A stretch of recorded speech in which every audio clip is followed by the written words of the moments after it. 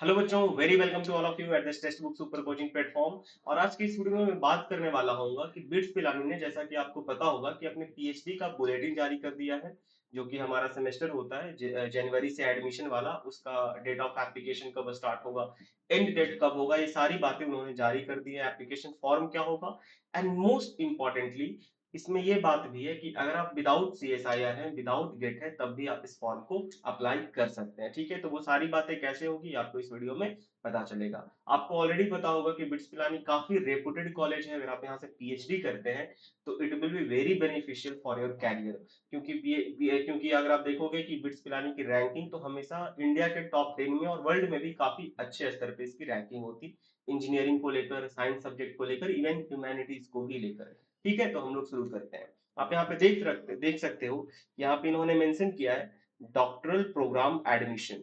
Second सितंबर से ये आपका फॉर्म स्टार्ट होने वाला है। ठीक है,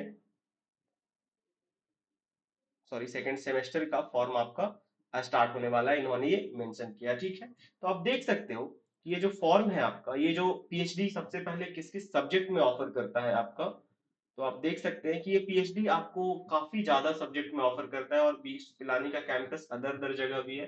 लाइक पिलानी में तो है ही, गोवा में भी है, हैदराबाद में भी है। और ये अदर अदर सब्जेक्ट्स में biological science, chemical engineering, chemistry, civil engineering, computer science, electrical and electronics engineering, humanities and social sciences, economics and finance management और मैथमेटिक्स में ये पीएचडी आपको ऑफर करता है। देख सकते हो कि यहाँ पे जितने भी पीएचडी होंगे, आपको फुल टाइम पीएचडी आपको ऑफर किया जा रहा है। जितने भी इसके कैंपसेस हैं, 3 कैंपस है, इवन अब्रॉड में भी इसका कैंपस है, दुबई में भी बिट्स पिलानी का कैंपस ओपन हुआ है, आपको पता होगा। तो साइंस सब्जेक्ट में ये फिजिक्स, मैथमेटिक्स एंड केमिस्ट्री तीनों में ऑफर करता है, but here we are targeted on mathematics. ठीक है, ये आपका second semester 22 24 25। Okay, now see, आप देख सकते हो कि यहाँ मिनिमम एलिजिबिलिटी क्या होगा। ठीक है, तो मिनिमम एलिजिबिलिटी विल बी, जाहिर सी बात है, ME, that is master of engineering, MTech, M pharma, MBA, MPhil और any equivalent degree with the minimum of 60% aggregate in the qualifying examination. MSc, BE, B pharma और an equivalent degree with the minimum 60% aggregate in the qualifying examination. ठीक है, तो यानी basically आपको PhD करना है तो आपको एमएससी होना चाहिए, या B B B B pharma होना चाहिए, या एम एम टेक होना चाहिए, और मिनिमम 60% आपका क्या होना चाहिए, परसेंटेज होना चाहिए। That is the minimum requirement. Okay, और यहाँ पे ऑलरेडी मेंशन किया गया है, meeting the minimum eligibility criteria does not guarantee into the PhD programme, admission in the PhD programme. अब कोई है नहीं भाई कि हम 60% लेकर आ गए और वो जाके कहेगा कि मुझे एडमिशन दो। जाहिर सी बात है, इसके और भी एस्पेक्ट वो देखेंगे। तो आप देख सकते हो कि, और फाइनेंशियल असिस्टेंस, ये बहुत बड़ा सवाल है कि कितना वहां फेलोशिप मिलेगा। तो आप देख सकते हो कि the full time PhD student admitted into the PhD program are eligible to consider of an institute fellowship of 34,000 to 37,000 per month in the first year based on their qualification at the time of admission। और even ये fellowship आपका increase करेगा as per as the institute norm. तो आपको वहां financial assistance भी है। ठीक है, नाउ सी, आपका इंपॉर्टेंट डेट्स का क्या है, तो 26 सितंबर से आपके फॉर्म स्टार्ट हो गए हैं। ठीक है, 26 सितंबर से आपके फॉर्म फिलअप होना स्टार्ट हो गए हैं। लास्ट डेट ऑफ सबमिशन जो है वो 18 नवंबर है, यानी you have complete October, okay, and November also. अब देखो, मैं यहाँ पे बता दूं, मेंशन कर देता हूँ कि ये जो 1 ये जो 5 है वो 5 PM तक ही 8 नवंबर को आप फॉर्म फिलअप कर पाओगे। 5 बजे तक आप फॉर्म को फिलअप कर सकते हो। ठीक है, एंड देन यहाँ पे क्या लिखा गया है कि the declaration of shortlisted candidate for the written test and interview. यानी अब आप जब फॉर्म फिलअप करोगे तो उसके बाद आपका एक रिटन टेस्ट होगा और इंटरव्यू होगा, जो कि 2 दिसंबर को होने वाला है। ठीक, डिक्लेरेशन ऑफ शॉर्टलिस्टेड कैंडिडेट मतलब जब आप फॉर्म फिल कर दोगे तब शॉर्टलिस्ट करेंगे वो रिटन टेस्ट के लिए और इंटरव्यू के लिए, और उसका डिक्लेरेशन 2 दिसंबर को होगा। And written test and interview date at the campus shortlisted for 16 and 17 दिसंबर को वो रिटन टेस्ट होगा। यहाँ 2 दिसंबर को वो शॉर्टलिस्ट किया जाएगा आपको रिटन टेस्ट के लिए और आपका इंटरव्यू के लिए। और वो रिटन टेस्ट होगा क्या, 16 और 17 दिसंबर को रिटन टेस्ट एंड फिर फॉलोइंग इंटरव्यूज।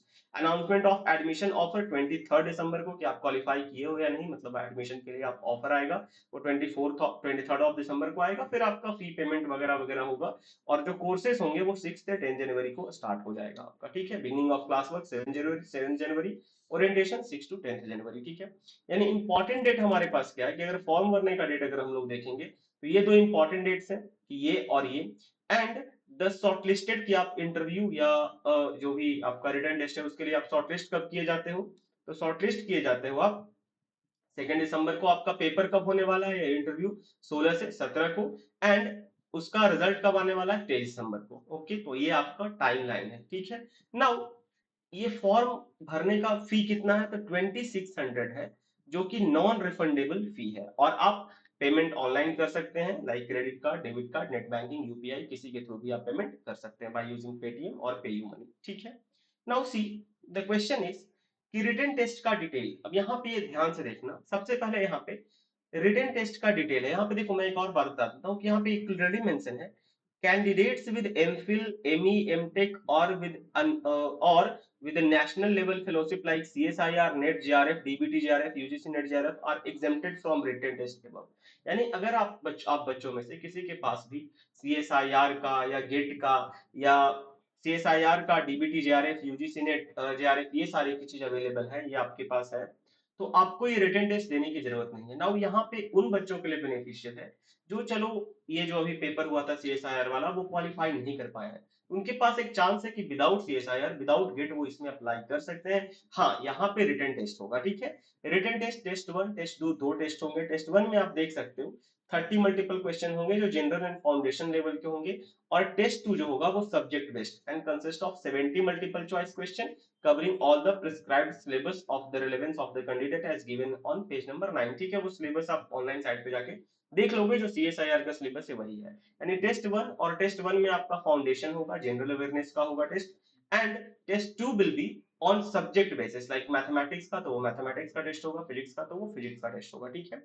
जिनका अगर JRF है, चाहे वो UGC नेट जो ह्यूमैनिटीज के लिए अप्लाई कर रहे होंगे, और जो साइंस वाले के लिए CSIR JRF है, वो विदाउट टेस्ट अप्लाई कर सकते हैं, ठीक है। मतलब उनका रिटन टेस्ट नहीं होगा, they will just go for interview.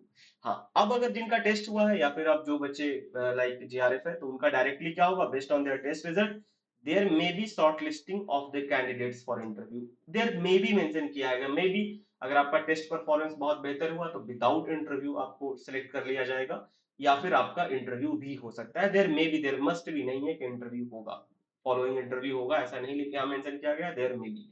तो आप देख सकते हो कि ये उन बच्चों के लिए बहुत बेहतर अपॉर्चुनिटी है जिनका JRF या गेट इस तरह का कोई पेपर, नेशनल लेवल पेपर अभी नहीं हुआ है, ठीक है। वो यहाँ पे फॉर्म अप्लाई कर सकते हैं, एंड उनका रिटन टेस्ट होगा, तो एक बहुत बेहतर अपॉर्चुनिटी है, आपको इंटरव्यू का एक्सपीरियंस भी मिलने वाला है।